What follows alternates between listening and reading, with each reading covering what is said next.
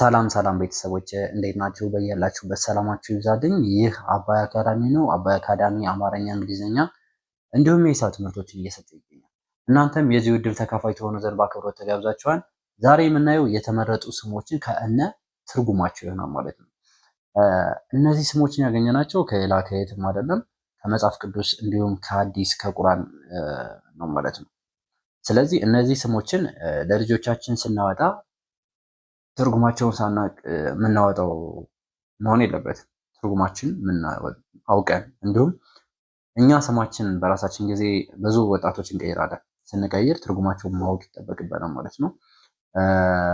እናንተ የዚህ እድል ተካፋይ እስከሆናችሁ ድረስ የኔን ቪዲዮ አይታችሁ ትንሽ ነገር እስካገኛችሁበት ድረስ ቪዲዮ ላይክ፣ ቻናሉን ደግሞ ሰብስክራይብ ታደርጉ ዘንድ በአክብሮት ጠይቃችኋለሁ። ወደ ዕለቱ ክላሳችን ስንመጣ የመጀመሪያው ስም ምን ይላል? አ ማ ኑ ኤ ል አማኑኤል። አማኑኤል አማኑኤል ምን ይላል? አማኑኤል አማኑኤል አማኑኤል አማኑኤል ማለት እግዚአብሔር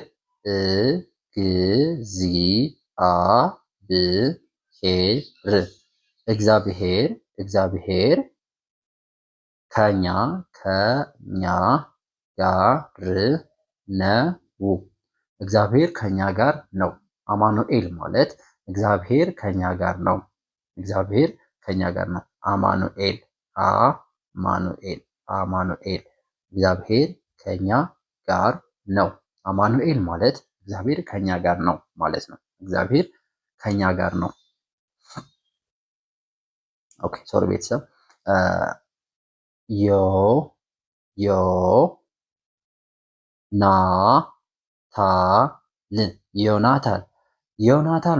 ዮናታን ማለት ደግሞ እግዚአብሔር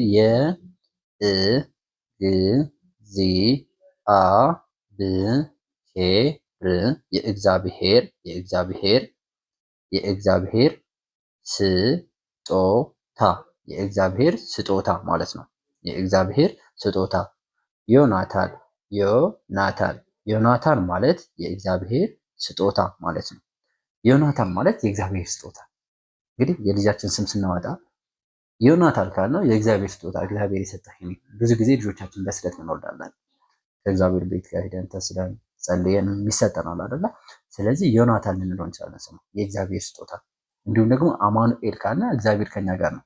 መቼም እንግዲህ እስላም ከሆነ በእስልምና እምነታችን አላህ፣ በክርስትና እምነታችን ደግሞ እግዚአብሔር ከኛ ጋር ሁሌም እንደሆነ እናምናለን። ስለዚህ አማኑኤል ካልነ በክርስትና እምነት እግዚአብሔር ከኛ ጋር ነው ማለት ነው።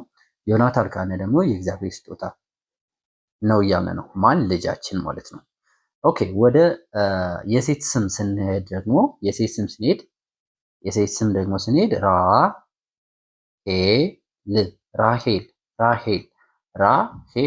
ራሄል ማለት ነው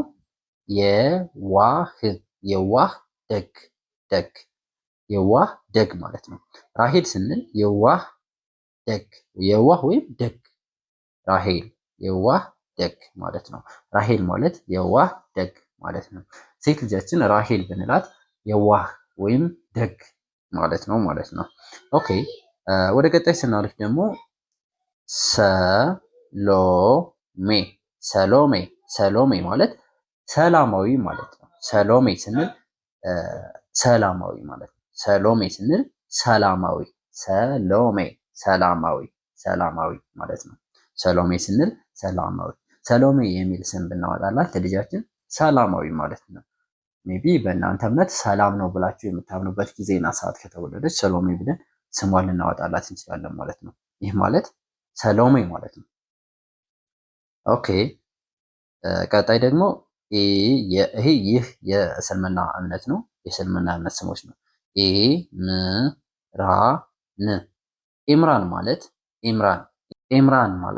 ኢምራን ማለት ምን ማለት ነው? ስልጣኔ ወይም ብልጽግና፣ እድገት ማለት ነው። ስልጣኔ፣ ብልጽግና ወይም እድገት ማለት ነው። ምን ማለት? ኢምራን ያው የእስልምና እምነት ነው። ኢምራን የእስልምና እምነት ስሞች ማለት ነው። ኢምራን ካልነ ስልጣኔ፣ ብልጽግና ማለት ነው። ኢምራን ካልነ ስልጣኔ፣ ብልጽግና ማለት ይሆናል ማለት ነው። ኦኬ ወደ ቀጣይ ደግሞ ስናለፍ ምን ይላል? አሊያ አ አ አ ሊ ያ አሊያ አሊያ አሊያ ማለት አሊያ ማለት ከፍ ያለች ታላቅ። አሊያ የሚለው የሴት ስም መጠሪያ ነው። የሴት ስም መጠሪያ ነው። ከፍ ያለች ታላቅ ማለት ነው። ሜቢ የመጀመሪያ ልጃችሁን አሊያ ብትሉ የእስልምና እምነት ተከታዮች በጣም ያማረ ይሆናል። ማለትም የመጀመሪያ ልጅ አሊያ ስትሏት ታላቅ ማለት ነው። ታላቅ ማለት ነው ትርጉሙ። ስለዚህ አሊያ ብትባል በጣም አሪፍ ነው ማለት ነው። ኦኬ አንዴ እስኪ ሁሉንም ከላይ ጀምረን እናነበው። አ ማ ኑ ኤ ል ይላል።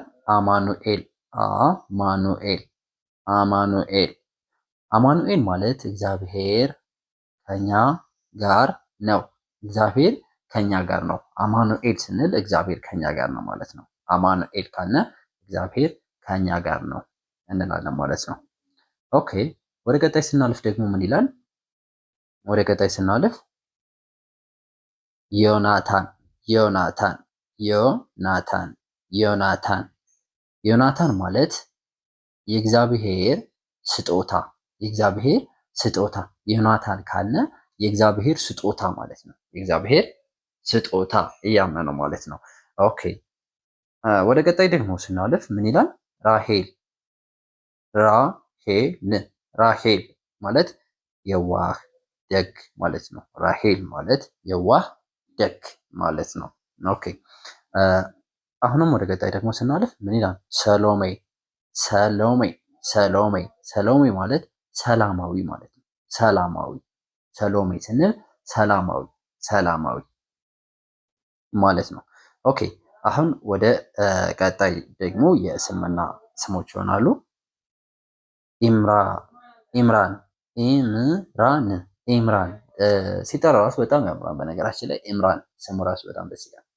ኢምራን ኢምራን ማለት ስልጣኔ ስልጣኔ ብልጽግና ማለት ነው። ስልጣኔ እድገት ብልጽግና ብልጽግና የሚለውን ከሌላ ጋር እንዳታያይዙ ትፈልጋለሁ። ማደግ በኢኮኖሚም ሆነ በአስተሳሰብ ማደግ ማለት ነው ኢምራን ማለት። ኦኬ ወደ ቀጣይ ስናልፍ ደግሞ አሊያ አሊያ አሊያ አሊያ አሊያ ማለት የሴት ነው። ከፍ ያለች ታላቅ ማለት ነው። ከፍ ያለች ታላቅ አሊያ ካልነ ከፍ ያለች ታላቅ ማለት ነው። ኦኬ ቤተሰብ ለዛሬ ያዝኳቸው የስሞች ትርጉምና እንዲሁም ስሞች እነዚህን ይመስላሉ። ቀጣይ በሌላ ቪዲዮ እንገናኛለን። እንዲሁም ቻናሉን ሰብስክራይብ፣ ቪዲዮ ላይክ ታደርጉ ዘንድ በአክብሮት ጠይቃችኋለሁ። ያው ቻናሉን ሰብስክራይብ አድርጉት ማለት እንደዚህ አይነት ነገሮች ይሰሩባቸዋል። በመቀጠል ደግሞ አማርኛ፣ እንግሊዝኛ በውስጥ መስመር መማር ለምትፈልጉ በሙሉ ታች ላይ ባስቀመጥንላችሁ ስልክ ብደውሉልን በቀንም በማታም ኦንላይን እያስተማርን እንገኛለን። በቤቱ ሆነው እውቀትን ማግኘት መቅሰም ይችላሉ ማለት ነው። ባለማንበቦ ባለማወቆ ራስዎን ሊወቅሱ አይገባም። ከኛ ጋር መምህር ተዘጋጅቶ ጊዜና ሰዓት ተዘጋጅቶ በአግባቡ እየጠበቃችሁ ይገኛል ማለት ነው። እስካሁን አብራችሁ ስለቆያችሁ ከልብ አመሰግናለሁ። መልካም ጊዜ ተመኘሁ።